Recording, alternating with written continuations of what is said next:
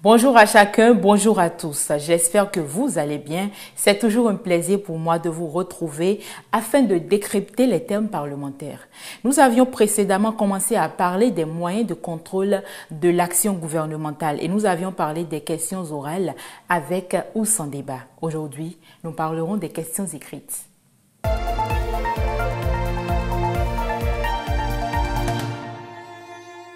Les questions écrites sont posées sous forme écrite par un député à un ministre. Elles ne peuvent être posées que par un seul député à un seul ministre et ne doivent contenir aucune imputation d'ordre personnel. Le député intéressé remet le texte de la question au président de l'Assemblée nationale qui le transmet au président de la République dans les 8 jours.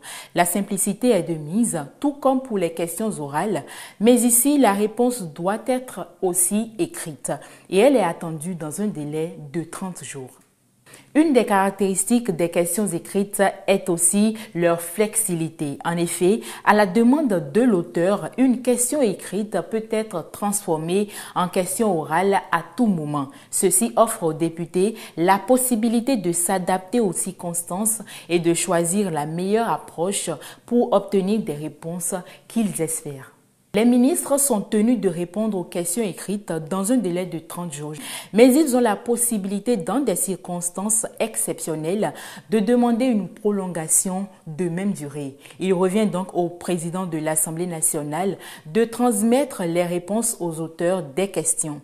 Ces réponses sont rendues publiques, apportant ainsi une dimension de transparence à l'action du gouvernement.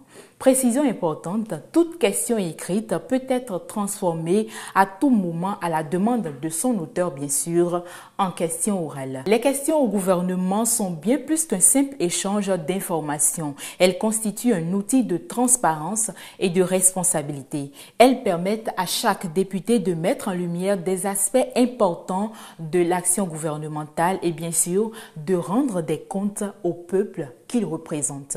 Merci de nous avoir rejoints pour cet épisode du Lexique parlementaire.